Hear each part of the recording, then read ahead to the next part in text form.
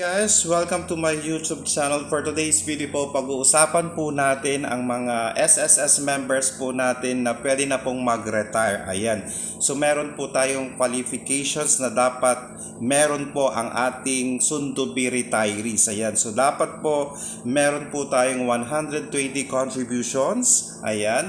Or 10 years na contributions po at kayo po ay magsi-60 na po this year. Ayan. Kung hindi naman po at kung hindi pa po naabot ang 120 contributions po at nasa 60 and above na kayo, pwede pa po tayong humabol at makabuo po tayo ng 120 contributions. Pinapayagan po yun para magkaroon po tayo ng monthly pension. Kasi nga po kung wala po tayong 120 contributions, hindi po tayo magkakaroon ng monthly pension. Okay? Kaya po, ulitin ko po, dapat tayo po ay may 120 contributions. Kung umabot na po tayo sa 65 at kulang pa po ng konting contributions, please, dagdagan nyo na lang po hanggang kayo po ay makabuo ng 120 contributions po. Sayang naman po yung monthly pension natin.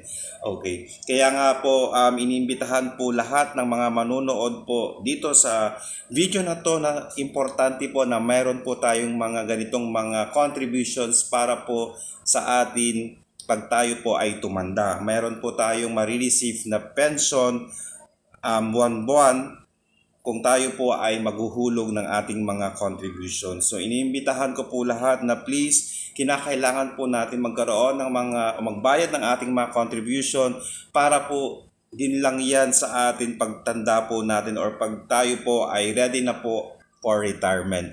Kaya ulitin ko po guys, no, siguraduhin po ninyo na nagbabayad po kayo ng inyong contribution, 120 contributions or 10 years po, plus kayo po ay dapat nasa 60 years old and above.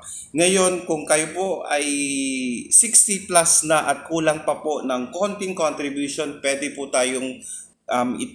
natin itong ituloy hanggat mabuo po natin yung 120 contributions para magkaroon po tayo ng monthly pension. Guys, sana po nakatulong po ako. Sa mga gusto pong magtanong, pwede po kayong mag-comment below at sasagutin po natin yan sa abot ng ating makakaya. Maraming salamat po. Bye!